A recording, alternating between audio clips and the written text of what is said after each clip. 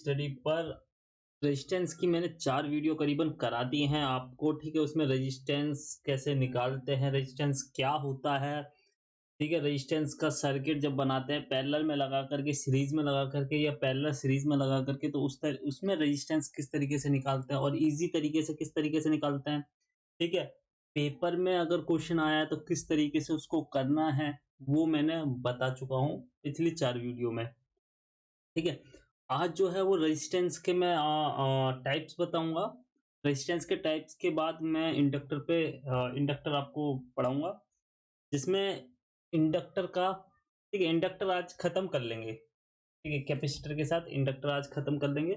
Video record इसलिए कर रहा हूँ भाई क्योंकि नेट यहाँ पर चला गया था, नेट नहीं था। ठीक है?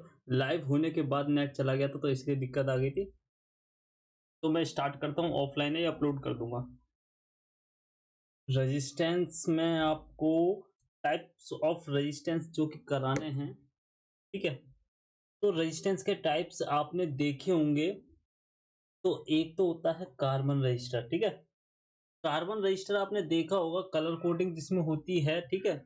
इसमें कलर कोडिंग होती है, हाफ वाट का देखा होगा, क्वार्टर वाट का देखा होगा और 1 वाट का देखा होगा। 1 वाट का काफ़ी बड़ा हो जाता है, ठीक है? फिर उसके बाद 2 वाट का भी आता है, वो और काफ़ी ज़्यादा बड़ा हो जाता है, ठीक है? वायर बाउंड में देखा होगा वो 2 वाट के आते हैं, ग्रीन कलर के, उनमें कलर कोडिंग नहीं होती है, ठीक है? और जो छोटे आते हैं क्वार्टर वाट के जो आपने अपने जो लैब्स में यूज़ किए होंगे प्रैक्टिकल बनाते समय, देखे होंगे, ठीक है? और यूज़ किए होंगे, तो वो क्वार्टर वाट के होते हैं छोटे-छोटे। फिर उसके बाद आता है हाफ वाट, वो थोड़े बड़े होते हैं। फिर क्वार्टर वाट के फिर आता है आपका 1 वाट, ठीक है? तो ये जो रेजिस्टेंस आपने कलर कोडिंग वाली देखी जिसमें 4 बैंड होते हैं, ठीक है? तो ये जो कलर कोडिंग वाले आपको जो रेजिस्टेंस हैं, ये कार्बन रेजिस्टेंस इनको कहा जाता है, ठीक है? तो फर्स्ट जो हो गया मैं टाइप्स यहाँ पर लिख देता हूँ, टाइप ऑफ रेजिस्टेंस,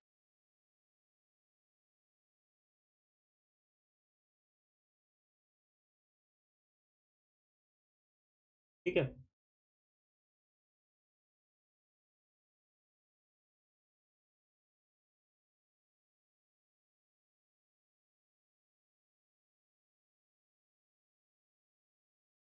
ठीक है? तो आगे बढ़ते हैं, कार्बन रजिस्टर मैंने बता दिया आपको, ठीक है?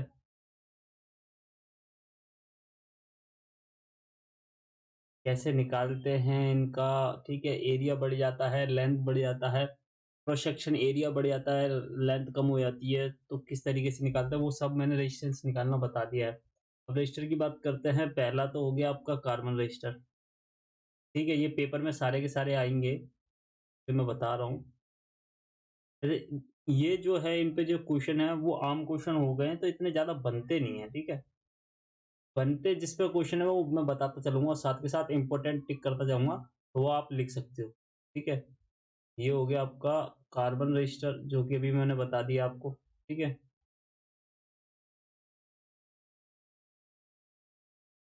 सेकंड आपका हो गया वायर बाउंड रजिस्टर, जो आपने देखे होंगे बड़े-बड़े होते हैं, ठीक है? 1 वाट, 2 वाट, 1 वाट से ऊपर के मिल जाते हैं, 1.5 वाट 2 वाट और 2.5 वाट के होंगे, ग्रीन कलर की शेप में होते हैं, ठीक है?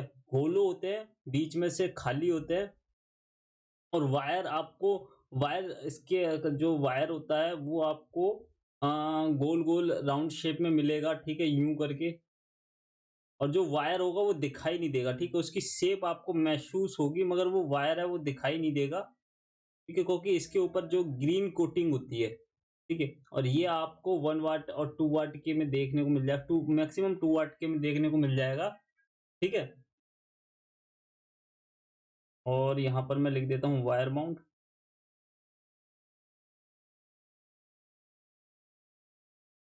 वायर बाउंड रेजिस्टेंस हो गया, ठीक है? देखो नाम भी इसका है वायर बाउंड, यानी कि वायर को बाउंड किया गया है। बाउंड मतलब बाँधा गया है, घुमाया गया है, जोड़ा गया है, ठीक है? बाउंड कर किया गया है मतलब घुमाया गया है, उसका कॉइल बनाया गया है, ठीक है? तो ये वायर बाउंड रेजिस्टर हो गया। तीसरा देखते हैं, पोटेंशियोमीटर देखा होगा जो वॉल्यूम कम ज़्यादा के पर्पस में यूज़ किया जाता है, ठीक है? उसमें टर्मिनल होता है, एक तो आपकी प्लेट होती है, मैं अगर एक सेकंड में यहाँ पर बना सकूँ तो इस तरीके की राउंड शेप की प्लेट होगी, ठीक है? अगर आपने पोटेंशियोमीटर खोला होगा तो बात कर रहा हूँ। यहाँ पर एक टर्मिनल यहाँ पर होगा, ठीक है? और ये जो प्लेट है वो राउंड शेप की होगी इस तरीके से,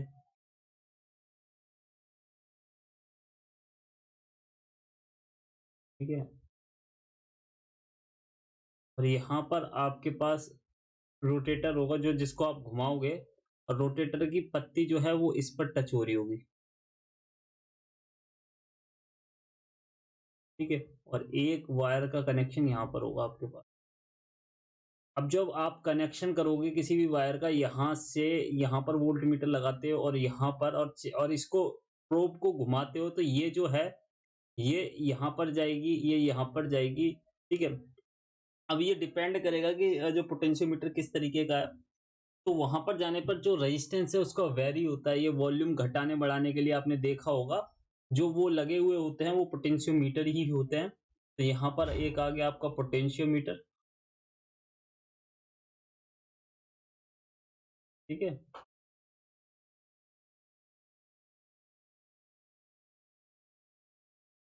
अब देखो ये जो है वो बेसिक से करा रहा हूँ तो थोड़े लंबी क्लास हो सकती है। ये पोटेंशियोमीटर हो गया और कलर कोडिंग के ऊपर मैंने पीपीटी बना के तैयार कर रखी है, वो मैं अपलोड कर दूँगा, ठीक है? तो जिससे आप कलर कोडिंग निकालना सीख जाओगे। अब ये 4th हो गया आपका एनटीसी, पीटीसी ये सुना होगा, ठीक है? एनटीसी, पीटीसी एनटीसी, पीटीसी इसलिए लगाया जाता है देखो एनटीसी नेगेटिव टेम्परेचर कोएफिशिएंट होता है, पीटीसी पॉजिटिव टेम्परेचर कोएफिशिएंट होता है। ये लगाया जाता है फ्यूज के सीरीज में, ठीक है? और फ्यूज के सीरीज में लगाया जाता है, फ्यूज लगा है उसके सीरीज में लगाया जाता है। ये क्या काम करता है? ये काम इसका जब नेगेटिव टेम्परेचर कोएफिशिएंट और पॉजिटिव टेम्परेचर कोएफिशिएंट, ठीक है? क्या होता है? टेम्परेचर कम होने पर टेम्परेचर कम होने पर इसका जो रेजिस्टेंस है वो बढ़ जाता है और एक होता है पीटीसी उसका टेम्परेचर कम होने पर एक पीटीसी होता है, एक एनटीसी होता है। एक में टेम्परेचर कम होकर के जैसे ही टेम्परेचर कम होगा वैसे ही जो है आपका इसका रेजिस्टेंस हाई हो जाएगा, ठीक है? और एक होता है जिसमें मतलब हाई हो जाता है, लो टेम्परेचर पे हाई हो जाता है, हाई टेम्परेचर पे लो रेजिस्टेंस हो जाता है। ये बात आपको पता होनी चाहिए, ठीक है? इसमें ही आता है एनटीसी और पीटीसी इसमें जोड़ देता हूँ मैं, ठीक है? ये जब भी आप सर्किट में कोई करंट देते हो उसके इनपुट पर लगा रहता है, ठीक है? इस पर इतना क्वेश्चन बनता नहीं है। हाँ, ये है कि एनटीसी, पीटीसी पूछ लेता है कि फुल फॉर्म क्या है, तो इसलिए मैंने लिखा दिया है।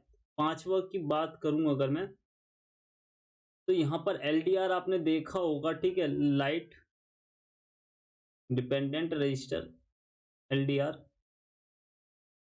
ठीक है? एलडीआर लाइट डिपेंडेंट रजिस्टर आपने देखा होगा, इसकी कुछ शेप इस तरीके से होती है।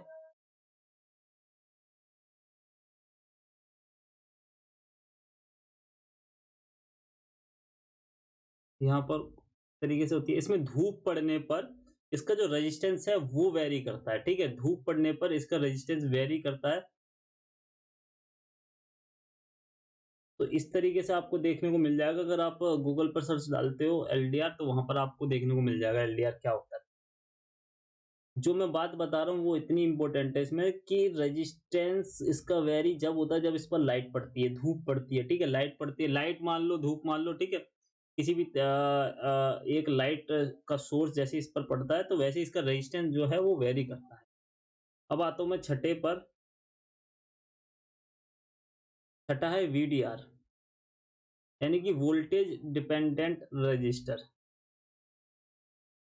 अब वोल्टेज वेरी होने पर इसका जो रेजिस्टेंस है वो वेरी होता है, ठीक है? वीडीआर। तो यहाँ पर आपको मैंने 6 करा दी हैं टाइप इसके और ये 6 के 6 टाइप इम्पोर्टेंट हैं, ठीक है? 6 के 6 टाइप में से मैं बताऊँ पोटेंशियोमीटर जो हाई प्रोबेबिलिटी बताऊँ तो वीडीआर की फुल फॉर्म पता होनी चाहिए, एलडीआर की फुल फॉर्म प्लस वर्किंग पता होनी चाहिए कि धूप पड़ने पर इसका रेजिस्टेंस वेरी होता है, एनटीसी, पीटीसी की फुल फॉर्म पता होनी चाहिए और पोटेंशियोमीटर ये पता होना चाहिए पोटेंशियोमीटर रजिस्टर को ही कहते हैं, ठीक है। रजिस्टर का ही एक पार्ट है पोटेंशियोमीटर, तो ये आपको पता होना चाहिए। इसकी पीपीटी आपको टेलीग्राम चैनल पर मिल जाएगी। पढ़ता हूँ आगे, देखता हूँ क्या रह गया है। ठीक है, नोट्स तो बना ही रखे हैं, जो जो इम्पोर्टेंट है वो बता दिया जाएगा।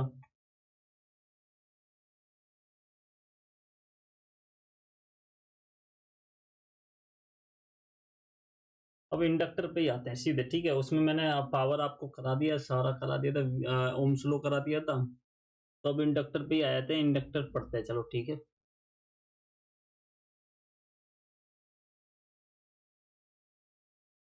इंडक्टर,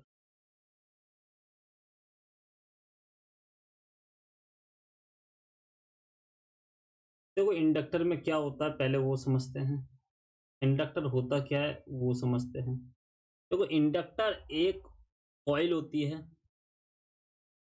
जो किसी भी कंडक्टर की यानी कि धातु की, जो आपका कंडक्टर होता है उसकी बनी हुई होती है। इस शेप में होती है कॉइल आपकी। इसको दरअसल हम क्या कह देते हैं, इंडक्टर कह देते हैं। इसकी जो यूनिट है वो हेनरी में नापी जाती है।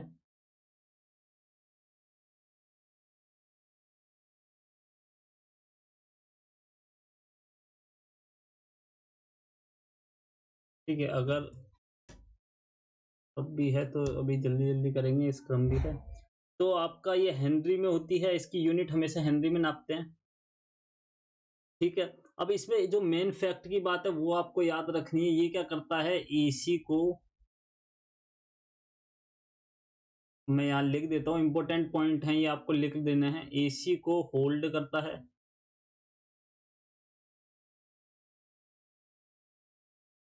एसी को होल्ड करता है। और यहाँ पर आपको डीसी को याद रखना है, बाईपास कर देता है, ठीक है, बाईपास कर देता है। एसी को होल्ड करता है, डीसी को बाईपास कर देता है इंडक्टर। ये आपको पता होना चाहिए, इंपॉर्टेंट क्वेश्चन है, ठीक है, कई बार पूछा गया है इसलिए मैंने यहाँ पर बताया है।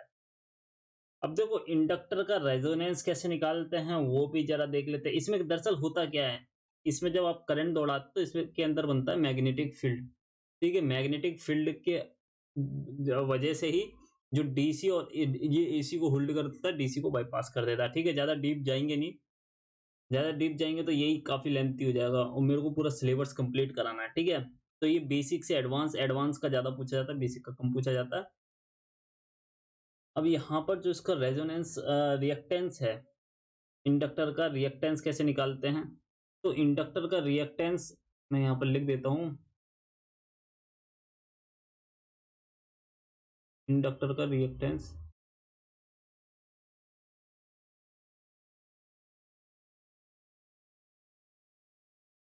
ठीक है? Reactance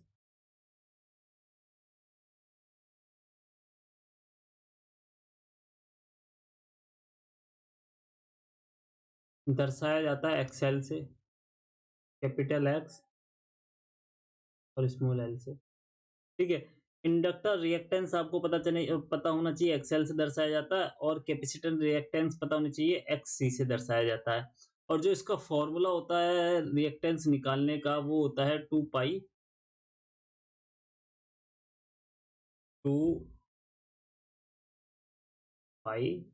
F L. यहाँ पर जो एफ है वो आपका हो गया फ्रीक्वेंसी और एल हो गया आपका हेनरी, ठीक है, जो कि आपका इंडक्टर है।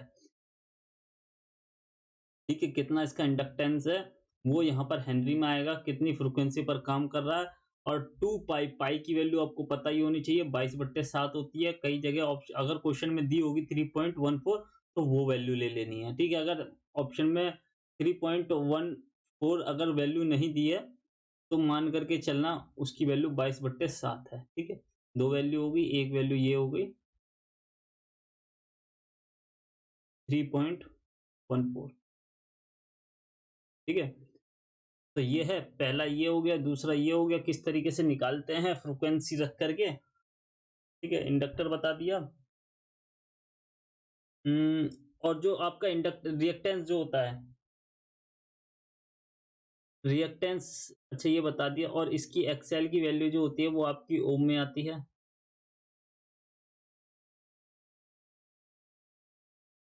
ठीक है। रिएक्टेंस किसी का भी हो, इंडक्टर का हो या कैपेसिटर का हो, दोनों का ही ओम में आता है। ठीक है। पढ़ता हूँ आगे। हेनरी आपको बता दिया। चलो एक क्वेश्चन कर लेते हैं इस पर। एक छोटा सा एग्जांपल कर लेते हैं ताकि आपके समझ में आ जाए, इस फॉर्मूले को अटेम्प्ट कर पाओ।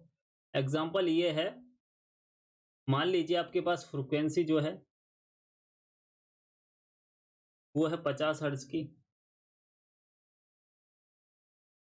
ठीक है, वो है 50 हर्ट्ज की फ्रीक्वेंसी। 50 हर्ट्ज की है आपके पास, और जो इंडक्टर है वो है आपके पास 25 हेनरी का। 25 हेनरी का।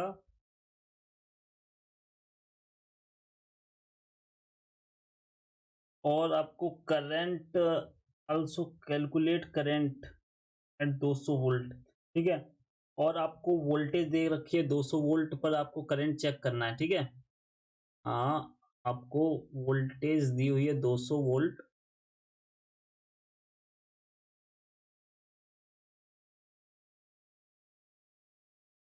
तो आपको यहाँ पर करंट पता करना है कि करंट कितना इसके अंदर से जा रहा हो।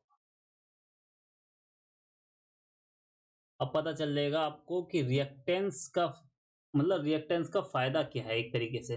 ठीक है। रिएक्टेंस का फायदा यहाँ पर आपको पता चलेगा। मैं यहाँ पर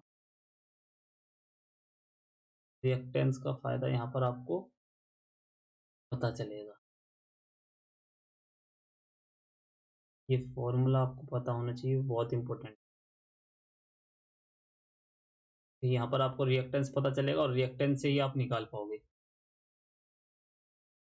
तो इसको करना किस तरीके से, देखो फॉर्मूला ये है, रिएक्टेंस निकाल लेना है आपको। ठीक है। अगर जैसे ही आप रिएक्टेंस निकाल लोगे आपका आई अपने आप ही निकल जाएगा, करंट अपने आप ही निकल जाएगा। क्वेश्चन पेपर में कई बार पूछा गया है। देखो किस तरीके से करना है, एक्सएल निकाल लेना। 2 पाई यानी कि 2 इंटू 22 दिया हुआ, 22/7 दिया हुआ है। 22/7। ठीक है। यहाँ पर 25 की जगह इसको 24 करते हैं ताकि आपको कैलकुलेशन में इजी हो। ठीक है, वरना कैलकुलेशन में 24 नहीं, 21 करते हैं। इंडक्टर 21 करते हैं ताकि कैलकुलेशन में इजी हो, क्योंकि करने तो और भी क्वेश्चन है। ठीक है, सिलेबस भी कंप्लीट कराना। तो 50 आपकी फ्रीक्वेंसी हो गई, इंडक्टर हो गया आपका 21। अब 21 क्यों लिया है, क्योंकि नीचे जो 7 आ रहा है वो कट जाए उससे। ठीक है। अब ये 7 काट दिया मैंने 21 से, तो कितनी बार में गया, 3 बार में गया। अब मैंने कल अगर मैथ की क्लास ली होगी तो उसमें डीएस वगैरह सब कुछ मैं बता चुका होता। ठीक है, वहां से भी हो सकता है ये क्वेश्चन, अगर ऑप्शन दिए होते तो। और वैसे अगर मैं करूँ तो 3×5 = 15, और ये 44 हो गया। अगर ये 44 हो गया है, 66 660 कुछ आएगा। देख लेते हैं। 15 हो गया, ये 15, 15 दूनी 30। हाँ 66, मतलब 660 आया। 660 हमारा ये आ गया। क्या आया, ये ओम में आया है। ओम में आ गया हमारे पास। ओम है, वोल्टेज है। करंट कैसे निकालेंगे, करंट निकालेंगे, देखो मैंने बताया था करंट का फॉर्मूला होता है I = V/R। अब आर आपको पता है। अब देखो यहाँ पर दिक्कत क्या होगी, अब यहाँ पर कैलकुलेशन में दिक्कत होगी। 200 वोल्ट दे रखा है। ठीक है। और 660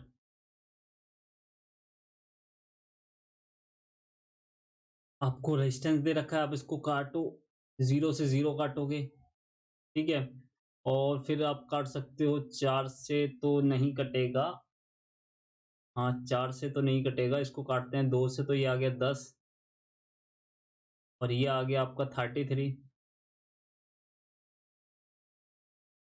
ठीक है, 33 आ गया ये। और काट सकते हो तो आप फिर इसको काटना पड़ेगा, 0 पॉइंट डिवाइड करोगे तो 100 हो गया यहाँ पर। 100 और 33 नीचे है, तो करीबन कितने बार में जाएगा? 3 बार में जाएगा। 3 बार में जाएगा तो मतलब 0.3 एम्पियर के अप्रॉक्स में इसका आंसर जो है वो आने वाला है। ठीक है? ये आंसर हो जाएगा इसका। बढ़ता हूँ आगे। अब देखो टाइप्स ऑफ इंडक्टर देख लेते हैं।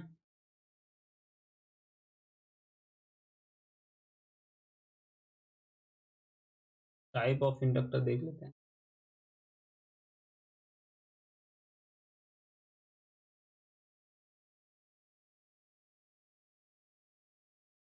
ठीक है, धीरे-धीरे करते रहेंगे तो अपना सिलेबस ये है कंप्लीट हो जाएगा और 2 बजे वाली क्लास जो है 3 बजे वाली क्लास जो है, उसमें हम क्या कर लेंगे, उसमें जो अभी इसरो का पेपर होने वाला है ना 13 तारीख को, तो उसमें वो कर लेंगे। तो टाइप्स ऑफ इंडक्टर देख लेते हैं। पहला हम एलएफ चौक चौक बोल देते हैं इसको। ठीक है, कॉइल बोल दो, चौक बोल दो, कोई दिक्कत वाली है नहीं। लो फ्रीक्वेंसी चौक बोल देंगे इसको। ये जो है वो लो फ्रीक्वेंसी पर काम करता है, इसलिए लो फ्रीक्वेंसी चौक बोल देंगे इसको।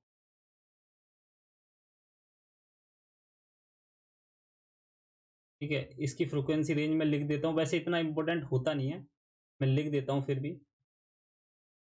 50 से 60 हर्ट्ज के बीच में काम करता है ये।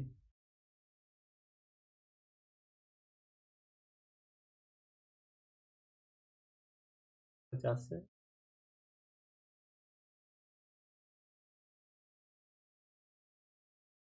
वैसे ही आपका होता है ऑडियो फ्रीक्वेंसी।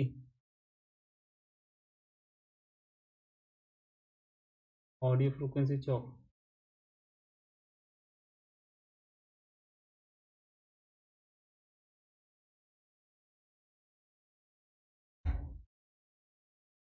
ठीक है, अब इसकी जो रेंज होती है वो 20 से लेकर 20,000 हर्ट्ज तक होती है।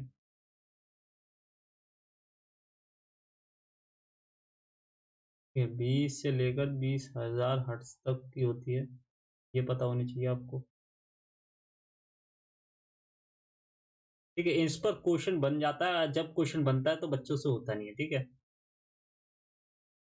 हाँ, एल एफ चौक होगी, ए एफ चौक हो गई और आपका क्या रहता है आर एफ चौक। हाँ, रेडियो फ्रिक्वेंसी चौक। अब जो इसकी जो रेडियो फ्रिक्वेंसी चौक जो होती है, इसकी जो फ्रिक्वेंसी होती है 20,000 से अबव वाले पर काम करता है। ठीक है, ये 20,000 से अबव।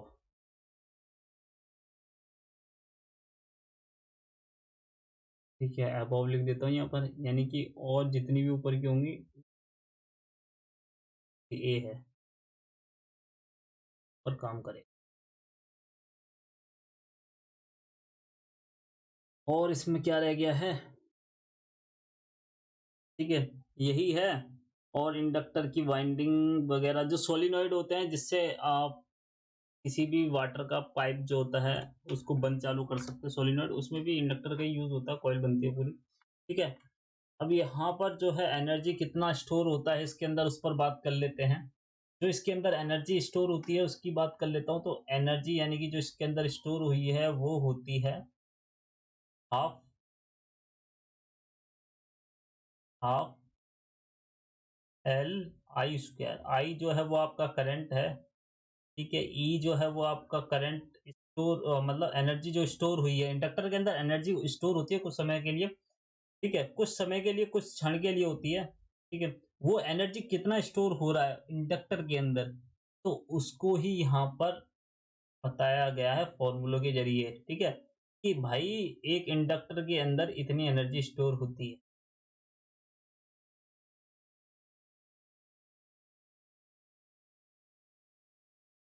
ठीक है, एल एल मैंने बता दिया, वैसे लिख देता हूँ। ये हो गया आपकी एनर्जी जो स्टोर हुई है।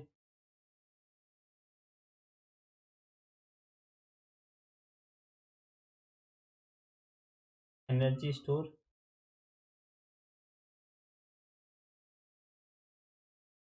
ठीक है, और एल तो आपका इंडक्टर हो गया, वो तो आपको पता होगा। आई जो है वो आपका करंट हो गया। ठीक है,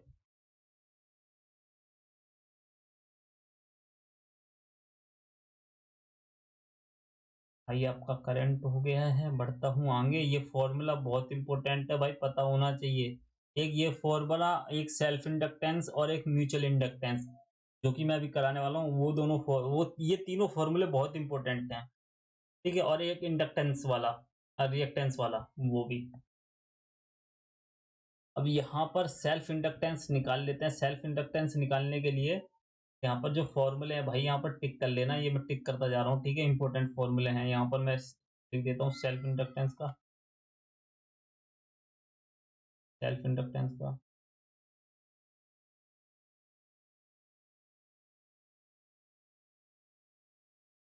ठीक है। सेल्फ इंडक्टेंस का फॉर्मूला भी बहुत इंपॉर्टेंट है, और ये है होता है L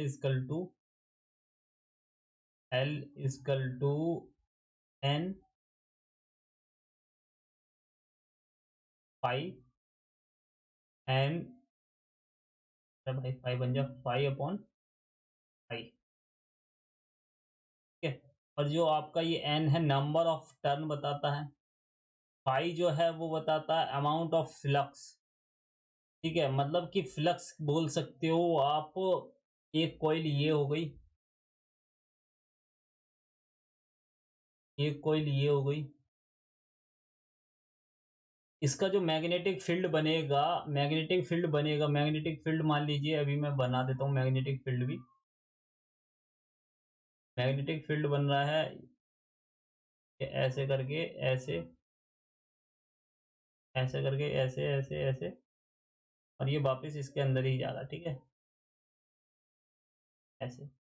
यहाँ पर थोड़ा बनाने में थोड़ा हल्का सा दिक्कत हो रहा है, तरीके से, ये मैग्नेटिक फील्ड बन रहा है। और जो ये मैग्नेटिक फील्ड दूसरी कॉइल के अंदर लिंक कर रहा है ना, उसको ही हम कह देते हैं जो अमाउंट ऑफ फ्लक्स जो होता है, magnetic flux passing through the secondary coil, ठीक है? उसको हम फ्लक्स कह देंगे। अब जो इसका फॉर्मूला होता है सेल्फ इंडक्टेंस निकालने के लिए, वो ये फॉर्मूला होता है, ठीक है? L equal to N pi upon I. I हो गया आपका करंट हो गया, ठीक है? आई आपका करंट हो गया है, एन हो गया है नंबर ऑफ, मतलब कितना फ्लक्स इसके अंदर से पास थ्रू हो रहा है, और एन जो हो गया आपका नंबर ऑफ टर्न हो गया, कितने मतलब एक कॉइल के अंदर कितने टर्न है। तो इससे आप सेल्फ इंडक्टेंस निकाल सकते हो, ठीक है? पहला तो ये हो गया। हाँ, इसको मैं चलो बाद में हटा दूंगा। और आपको पता होना चाहिए कि अगर एक क्वेश्चन कर लें तो कैसा रहेगा। चलो अभी करते हैं। आपको पता होना चाहिए, देखो सेल्फ इंडक्टेंस बता दिया, फिर आता है mutual inductance.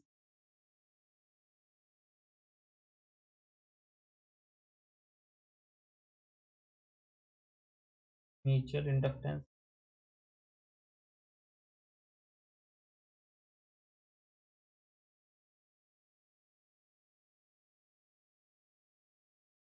Mutual mutual inductance.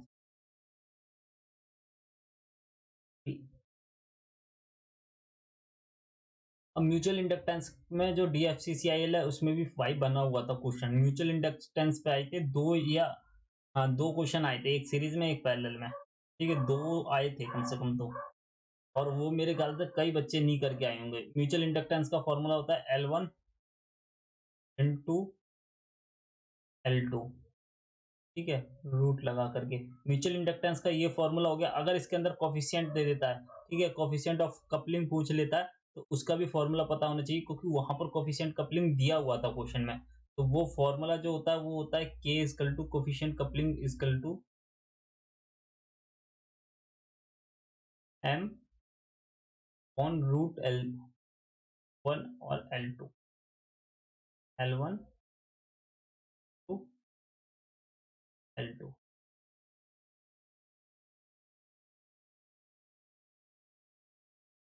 ठीक है? ये आपको पता होना चाहिए, ये मैं बता दिया हूँ। ये मैं यहाँ पर लिख देता हूँ क्या होता है, कोफिशिएंट ऑफ कपलिंग होता है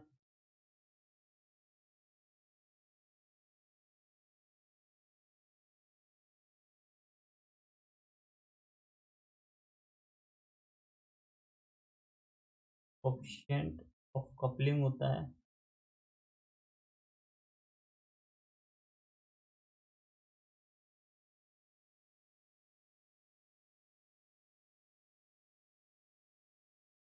ठीक है, ये पता होना चाहिए पेपर पे क्वेश्चन बना था, ठीक है, अगर पेपर में क्वेश्चन बन रहा है तो बहुत ज़्यादा इम्पोर्टेंट है। और इस पर 2 या 3 क्वेश्चन आए थे डायरेक्ट, ठीक है, एक सीरीज़ में, एक पैरेलल में, वो मैं आगे जा कर के बताऊँगा सीरीज़ और पैरेलल। अभी ये आपको फ़ॉर्मूला याद रखना है, ठीक है? एक ये वाला, एक कोएफ़िशिएंट ऑफ कपलिंग वाला, पढ़ता हूँ आगे, ठीक है? अ, अच्छा, इसको मैंने कैलकुलेट करना नहीं बताया। देखो, अब वो कैलकुलेशन पर आते हैं, इसका जो कैलकुलेट कैसे करते हैं।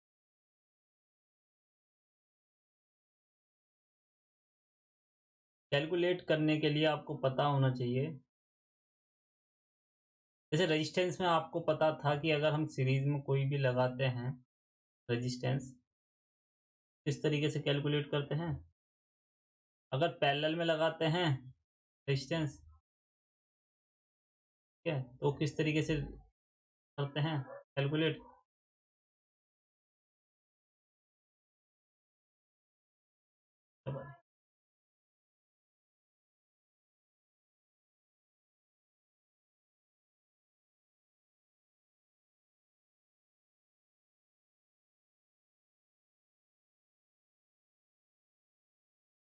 ठीक है, ये आपका सीरीज़ वाला हो गया,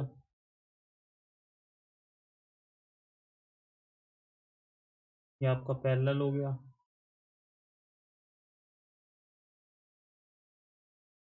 ठीक है।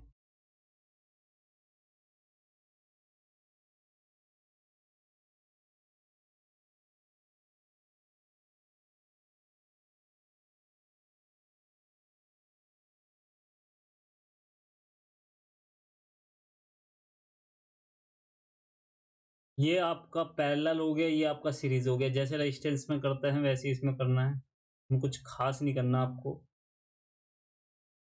अगर सीरीज़ में है तो डायरेक्ट L1, L2 और L3 को प्लस कर देना है। अगर पैरेलल में है तो L1, L2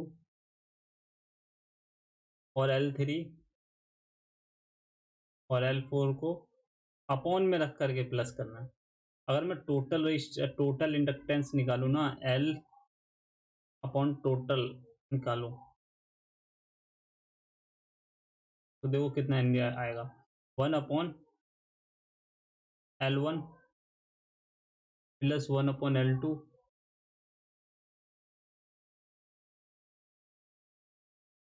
plus 1 upon L3 plus 1 upon L4, ठीक है। इस तरीके से आप निकालोगे और ये जो होगा L टोटल होगा वो 1, ये भी अपॉन में होगा, ठीक है। ये होगा 1 अपॉन में।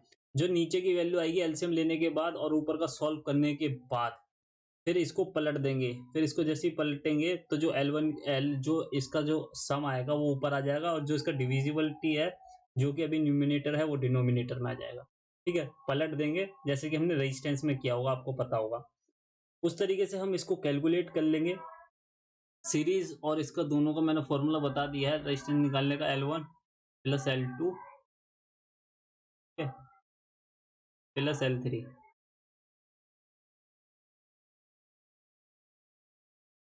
ठीक है, इतना ही था और देख लेता हूँ मैं, कुछ रह गया होगा तो फिर मैं वो बता देता हूँ।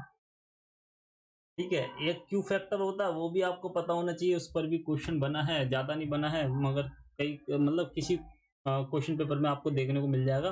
तो क्यू फैक्टर, क्वालिटी फैक्टर देख लेते हैं आपको क्या होगा।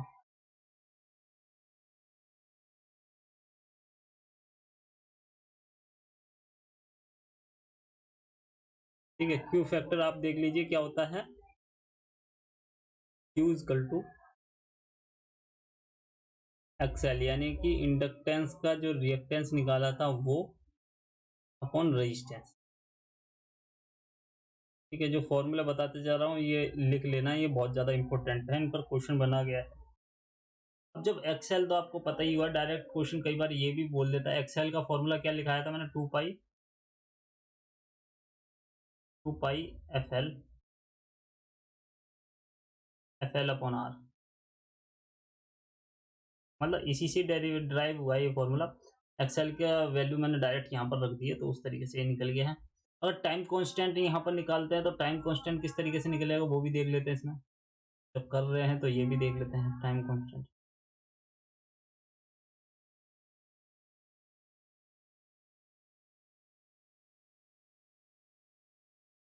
टाइम कांस्टेंट देख लेते हैं, और टाइम कांस्टेंट में तो भाई क्वेश्चन बना हुआ है, ठीक है। ये नहीं कहूँगा बना नहीं है, मगर इस पर क्वेश्चन बना हुआ है, मैंने देखा है। L/R, ठीक है। अब इस पर रह गया क्वेश्चन करने के लिए, जो कि मैं बाद में करूँगा, ठीक है। अभी क्योंकि स्क्रम की देखो ज़ूम पर मैं वीडियो डाल, ज़ूम पर हम मीटिंग करते हैं, डिस्कस करते हैं, क्या टॉपिक रह गए हैं, किस टॉपिक पर और मेहनत करने की ज़रूरत है। और जो ज़ूम मीटिंग का लिंक है वो मैं आपको कम्युनिटी टैब में पोस्ट कर देता हूँ। और 3 बजे लाइव सेशन है, सभी आइए। 60 क्वेश्चन उसमें कराऊँगा, जो इसरो के प्रीवियस ईयर का क्वेश्चन है, ठीक है। अभी इसरो का जो पेपर होने वाला है, HFC कुछ करके है, ठीक है, उसके 60 क्वेश्चन प्रीवियस ईयर के कराऊँगा, किस तरीके से करना है और अटेम्प्ट किस तरीके से करना है, अप्रोच क्या रहनी चाहिए, ऑप्शन को देख कर के कैसे टिक कर सकते हो, ये सारी बातें मैं उसमें बताऊँगा। और ये आज की वीडियो यहीं तक रखते हैं, ठीक है। मैंने इंडक्टर का सब बेसिक्स वगैरह बता ही दिया है। अब इसमें कुछ क्वेश्चन कराने हैं, फिर ये कंप्लीट हो जाएगा, ठीक है। वीडियो देखने के लिए धन्यवाद। इसकी पीपीटी आपको टेलीग्राम चैनल पर मिल जाएगी, ठीक है। वीडियो देखने के लिए धन्यवाद। और जो भी इंपॉर्टेंट बताता हूँ, जो भी फॉर्मूले मैं बता रहा हूँ यहाँ पर, उन सभी को आपको एक कॉपी में लिख लेना है, फिर उसको रिवाइज कर लेना है, ठीक है। और जो भी समझ में ना आए कमेंट कर देना, जो भी सुझाव हो कमेंट कर देना, ठीक है। और मिलते हैं नेक्स्ट वीडियो में। Bye bye, take care.